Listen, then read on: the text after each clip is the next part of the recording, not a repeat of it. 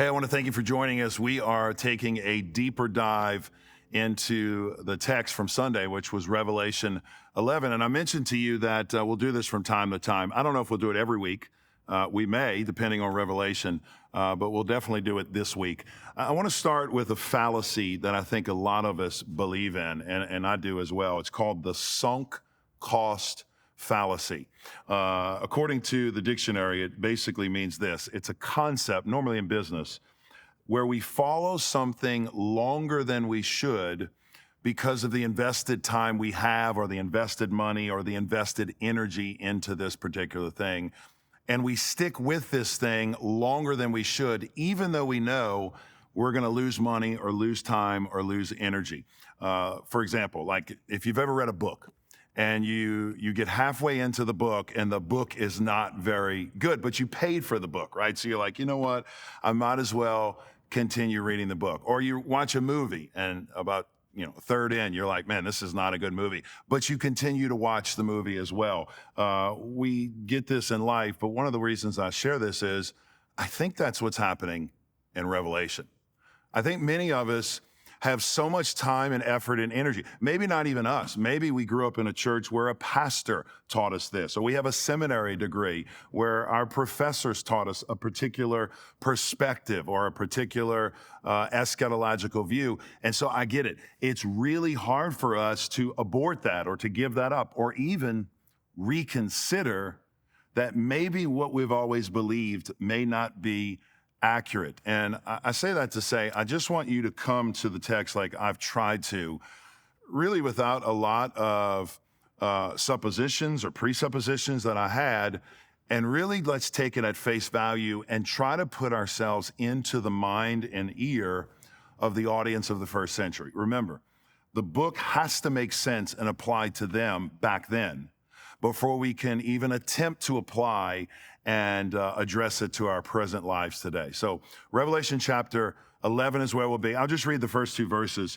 and we'll get a kind of a glimpse of what's going on. And I'll just tell you what I'm trying to communicate here is I want to teach us how the Bible tells time. That's the key. How does the Bible tell time? Look at verse 1 of chapter 11. John says, then I was given a measuring reed like a rod. So basically an ancient tape measure.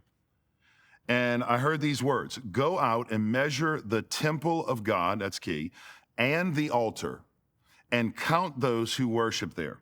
But make sure you eliminate the courtyard outside of the temple. Don't measure it, because it is given to the nations, and they will trample the holy city, watch this, for 42 months. And that's a key phrase. And I told you this on Sunday, that we're going to try to figure out what is the 3.5 years? What is the times and a half of Daniel? What are the 42 months? What is the 1,260 days that we see in Scripture? Right out the gate, here's what John's doing. John is showing us that the temple of God, which was unbelievable for them, the temple of God was about to fall. Now, this was nothing new to the disciples because they knew this. Jesus said this temple will fall. But the reason he's measuring the temple, which I find interesting, is a direct callback to the prophet Ezekiel. And we said this before. John's 3 books that he brings a lot of material from, Daniel, Ezekiel, and Zechariah. So he's always pulling from these books. And if you go back to Ezekiel chapters 40 through 42, he is in a sense, and this is a homework assignment, but he's in a sense retelling the same prophecy from Ezekiel for them again. And again, I know what you're saying. Why do we keep going back to the past? You keep telling us go back to the past. I know it's a broken record, but it's hard for us to realign and redig these pathways in our brain which are so used to looking to the future. And listen, even me now I'm reading this book differently.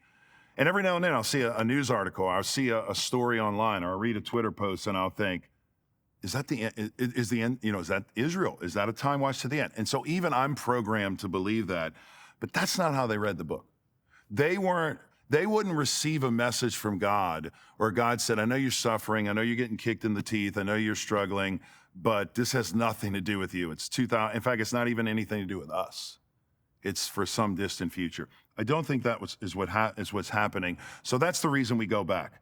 I want to go back and show you that we need to go back to the text and see what it meant in the context there. So we see the temple. Now, right away, when Jesus tells John to go measure the temple, okay, what do we assume is still standing? What do you think? Well, naturally, you think the temple is still there, or else how would he be able to measure anything? And I hadn't shared this a lot, but I will say, where you date the book of Revelation, this is key, where you date Revelation determines how you interpret the book. And for years and years, we have dated Revelation based on one line from one church father, Eusebius, that said that John wrote Revelation, kind of an ambiguous passage, after, or received the revelation after the temple fell.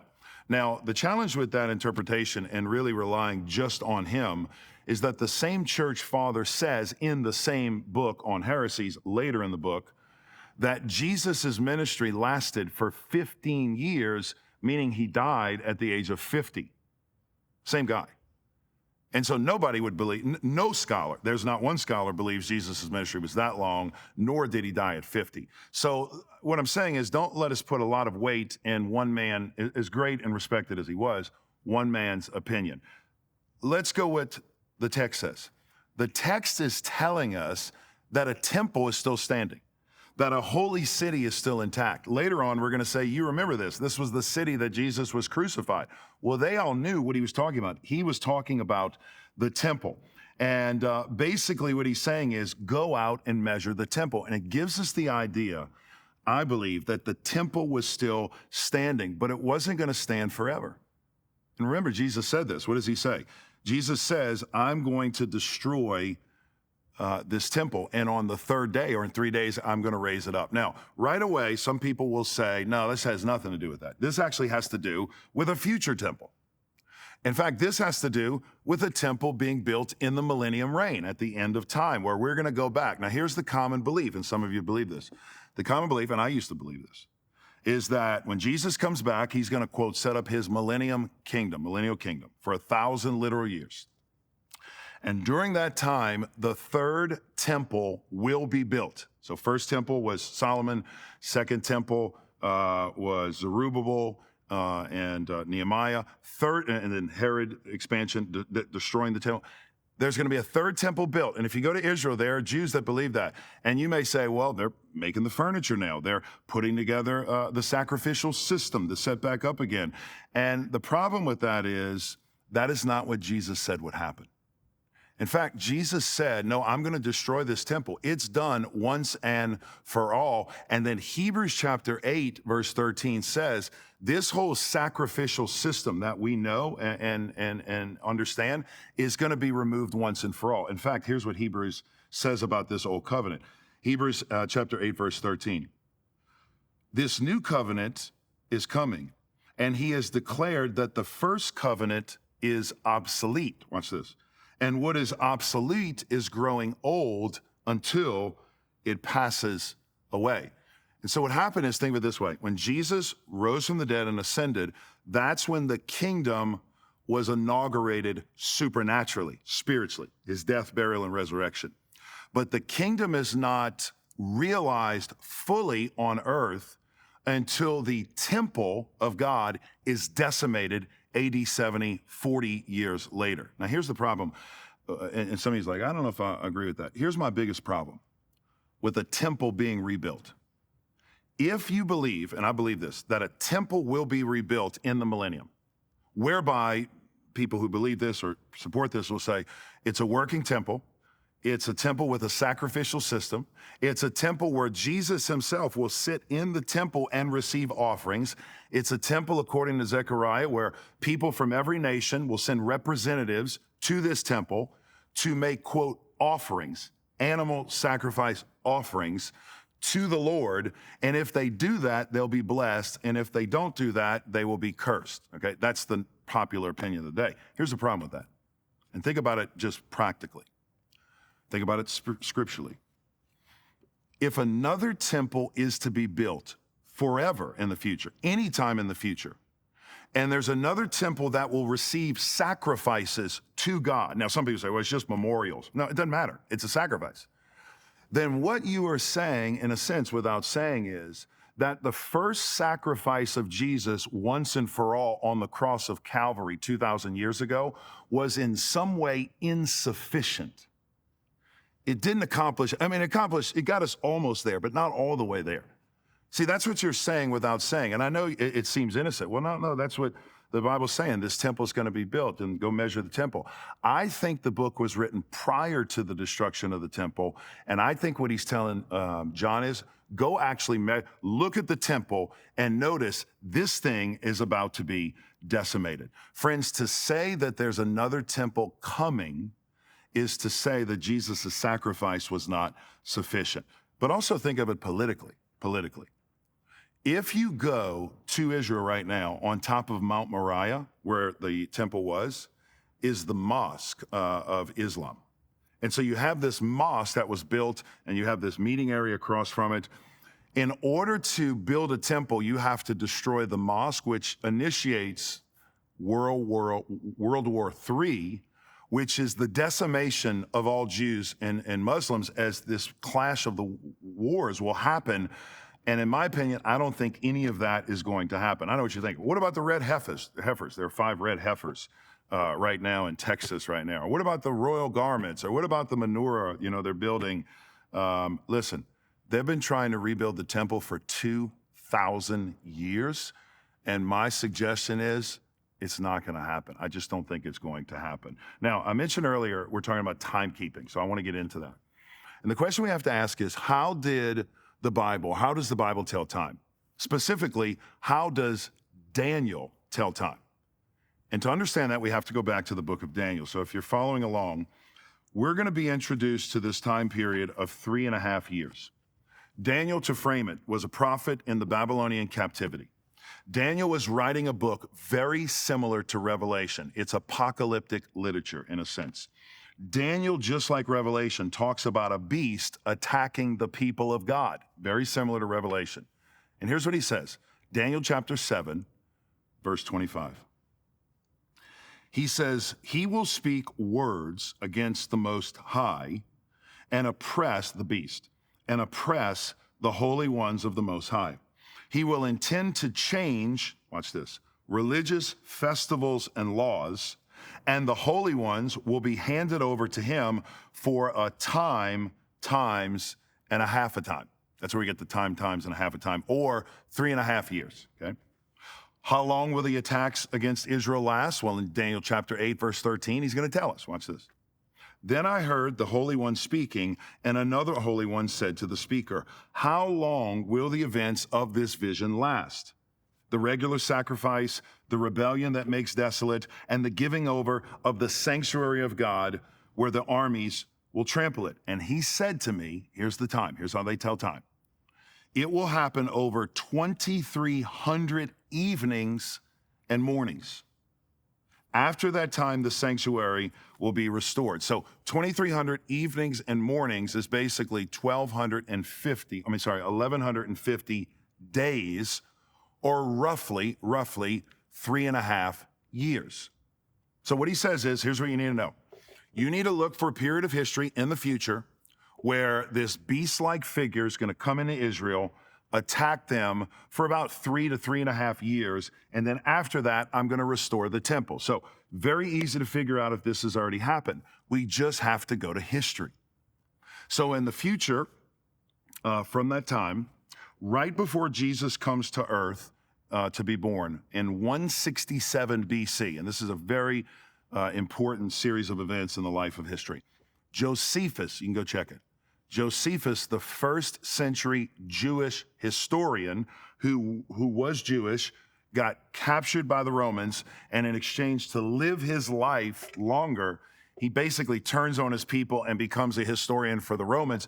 But what he is for us is he's the greatest insight to or window into that world. So he's going to tell us what's happening. And here's what he says. 167 BC, a man by the name of Antiochus Epiphanes. Now, let me just pause here. He gave himself the name Epiphanes And you can understand, he was a very humble man because Epiphanies means God manifested in the present. So he's a very humble man, as you can tell. He called himself God in the present, right? Epiphanies, God himself, Antiochus, that's who he was. He comes in and he wants to take over more terrain for the Greek Empire. And he basically comes into Jerusalem in 167 BC. He does three things that desecrates the temple. Number one is this. This is crazy to think about, but think about this. He comes into the temple after Nehemiah, Zerubbabel, Ezra. They rebuild it. The walls rebuilt. Everything's working. He comes into the temple and he takes it over. He desecrates or blasphemes the name of God by erecting a statue of Zeus in the Holy of Holies. Then, if that's not enough, he decides to take pig and sacrifice pig on the sacred altar, which is a no-no. In addition to that, they go through town and they catch the Jews and force them to be prisoners and make them eat pig.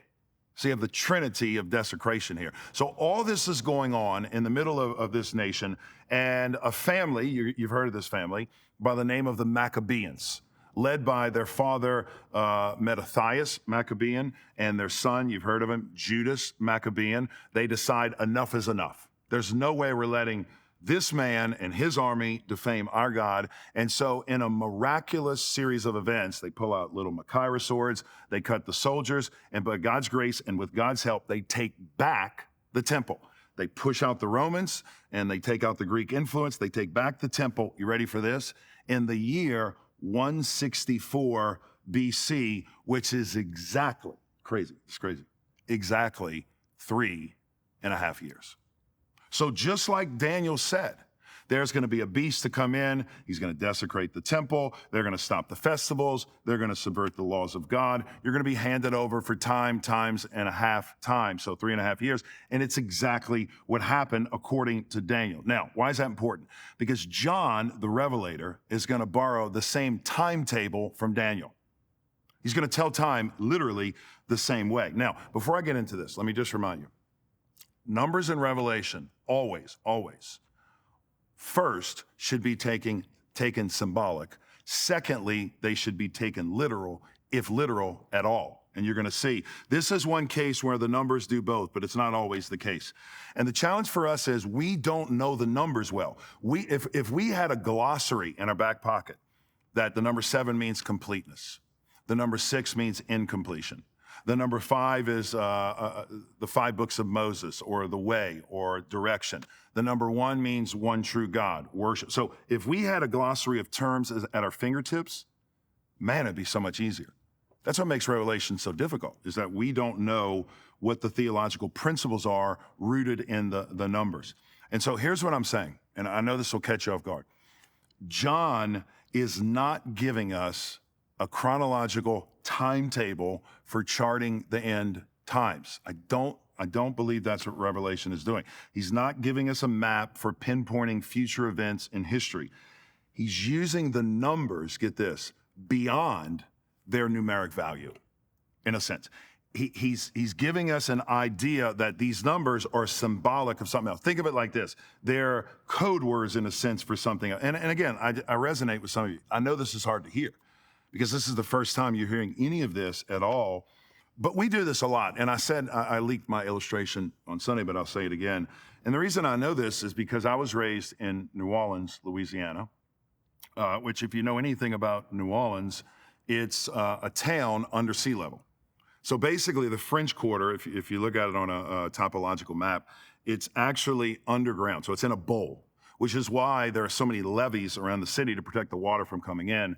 And so regularly, I don't know if it's the sea level or what, but regularly I'd work downtown, or I'd be somewhere, and there'd be pop-up floods, like this torrential downpour, and the rain would fall really hard, just in a minute. And some of you know this if you live on the coast.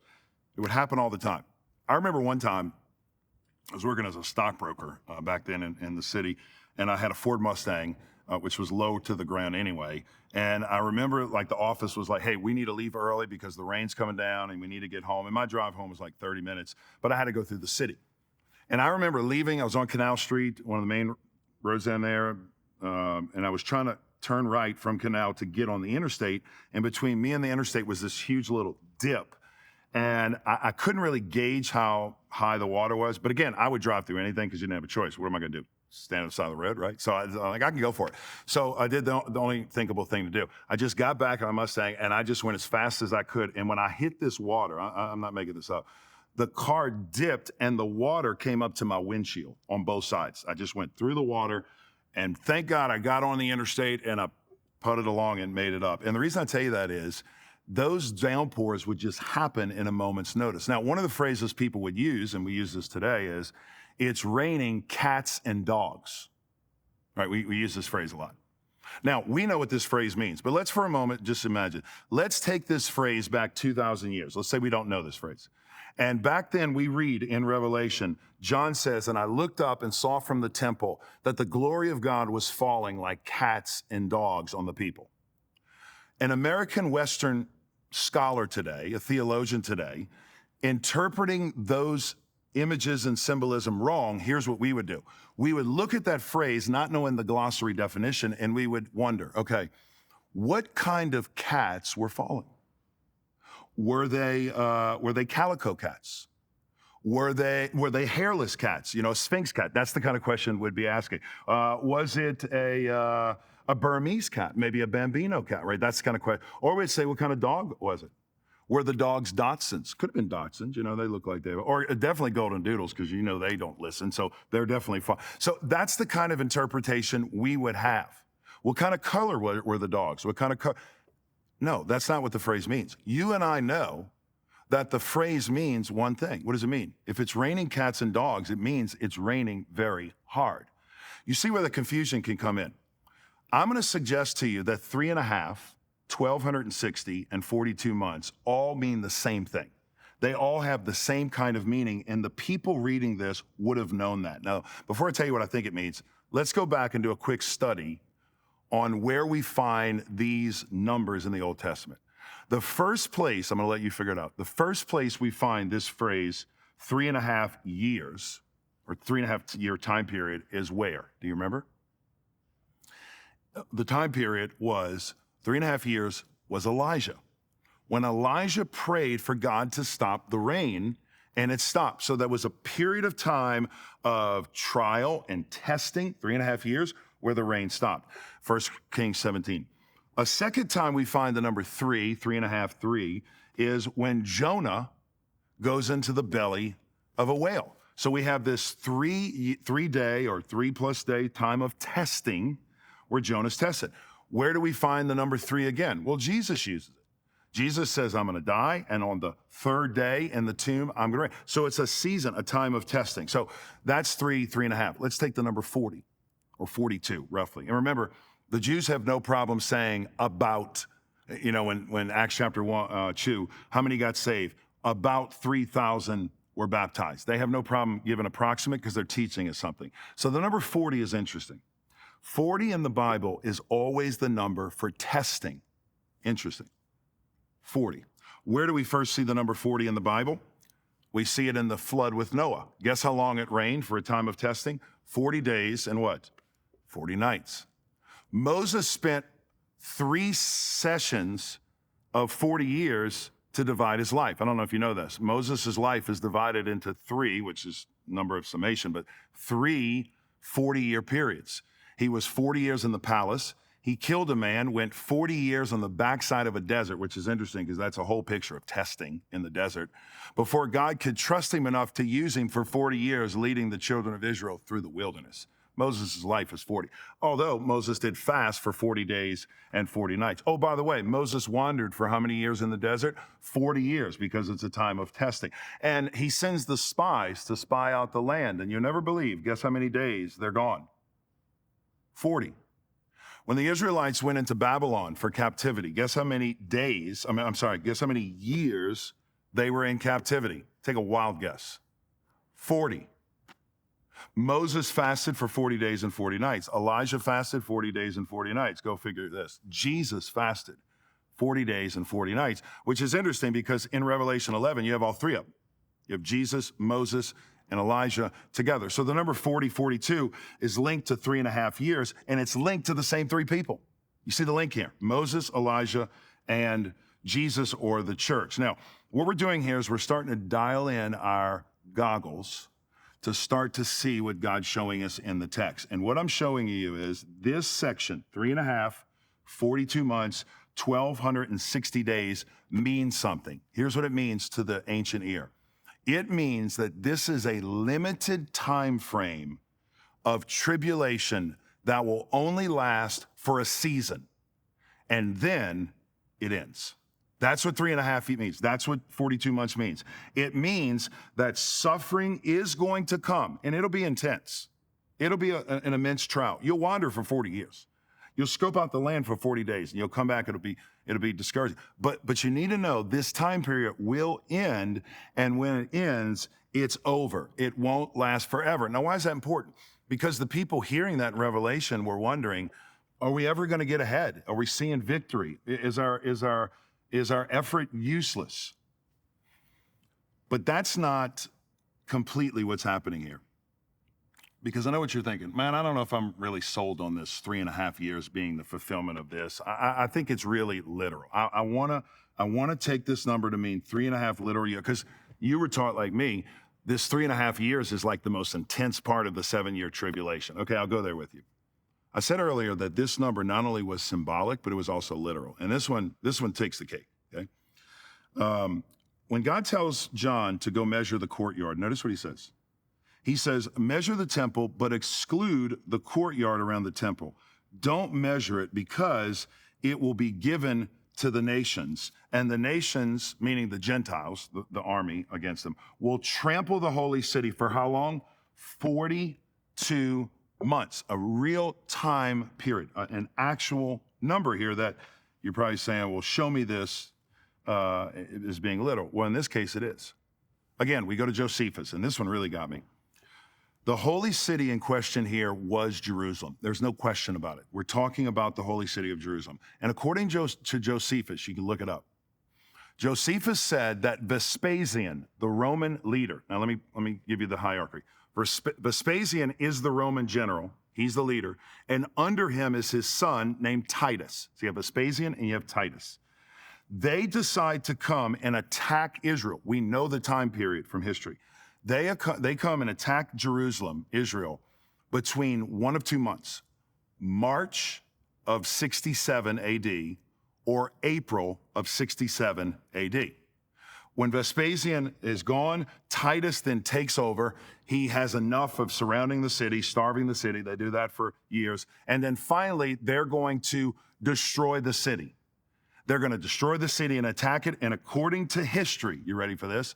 The exact month Titus destroys Jerusalem is September of 70 AD.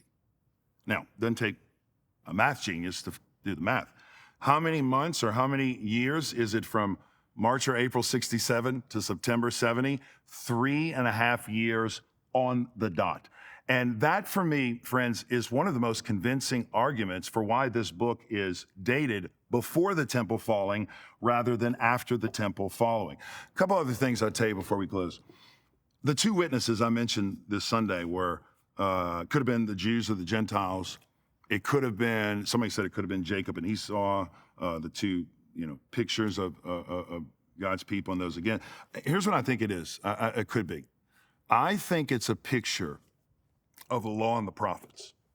Because I said this, Sunday I said this line, I want to correct it. I said this happens at the end. What I mean is the end of the destruction of the temple, not the end of eternity. All of this, I think, already happened. And the two witnesses, I think, in this text, yes, it's the witness of us to the world, but the two witnesses that they reject, the two witnesses that they push back on, the two witnesses that they try to trample, you ready for this? Were the law and the prophets. Remember when Jesus said, I sent them the law, that they didn't. The guys I'm thinking of the guy in Hades. He's like, just tell my family, like, this place is real. I need a sip of water. I'm so hot. Just tell them this place is real. And Lazarus says to Abraham says to him when Lazarus by his side, he said, you had the law and the prophets. They didn't believe that. What they're saying is you had the Bible. And what they did is they rejected the word of God. And so that could be what the law and the prophets, I think that could be the witnesses. And if you notice, after in this moment, when the temple is destroyed on earth, the next thing that happens, 15, 16, 17, 18, 19, all of heaven rejoices. Why? Because I mentioned earlier, the kingdom of Jesus, which was started, inaugurated supernaturally at his ascension, was now realized fully when the physical temple was destroyed and decimated once and for all. I'll give you one more thing about the passage and we're done, and this is really, really cool. Notice the numbers again in verse 3. John heard, at that moment, a violent earthquake took place. And by the way, if you study history, as the temple was being destroyed, there was an earthquake across the land. That's documented fact. You can go look it up. A violent earthquake took place, and a tenth of the city fell, 1/10, and 7,000 people were killed in an earthquake. The survivors were terrified and gave glory to God in heaven. So God saves 9/10 and he destroys 1/10. Now, why is 1/10 important? Because it's a tenth. Or better yet, you could say it's a tithe. A tithe. It's interesting that God takes a tithe of the people away. Now, don't miss this. This is not a tithe to say this was a partial payment that God has taken. No, God owns all of it. God owns the whole city. He owns everyone in it. But the fact that God takes a tithe, a tenth of the people here, and then destroys all of it later, shows us that God eventually will do what God says he's going to do. Why? Because God owns it all anyway. But the other interesting number here is the number 7,000. And the number 7,000 is always connected with a prophet. Remember, we're looking for clues here in the text. We're not looking forward, we're looking back. Pop quiz. What prophet in the Old Testament told God, hey, listen, don't know about the rest of these jokers, but I'm the only guy left in town. If you need me, I'm available, but I'm the only guy who hadn't looked at idols. And God puts him in his place. And Paul even talks about Romans again. He reminded Elijah, no, listen, let me remind you.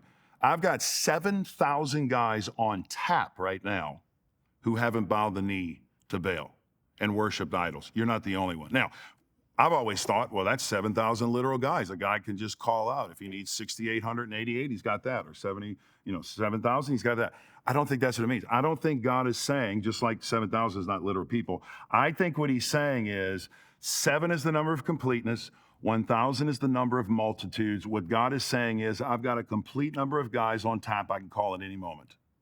Just like the complete number of 7,000 slain. Here's the flip. And in Elijah's day, 7,000 were slain, or 7,000 were good who didn't look at idols. In John's day in Revelation, there are 7,000 who did look at idols, was the opposite, and died. So you have the different proportions here. But again, it's a picture of the glossary of the numbers. Now, I know that's a lot, and again, now you see why probably I didn't preach that on Sunday. But again, it's just showing you, I'm giving you a glossary to insert numbers and meaning and examples to retrain our brains to read this book the way John's audience would have read the book. And remember, at the end of the day, this book was a book of encouragement and confidence and a healing balm to their soul. It was not a book of confusion and wondering and sci-fi thriller. It was none of that. It was a book of confidence and encouragement to a church that needed it very much. So hope you enjoyed this. Obviously, you may have questions. You could submit some of the questions if you want. I may not know the answers, but you could submit them and we'll try to get back to you. But I think it's encouraging to us to know that Jesus' kingdom was inaugurated, Jesus' kingdom is realized, and Jesus right now is ruling and reigning in heaven and on earth. And one day the Bible promises every king, queen, knee will bow to him on earth, and the kingdom of this world will be the kingdom of our God. And I don't know about you, that's good news. Amen.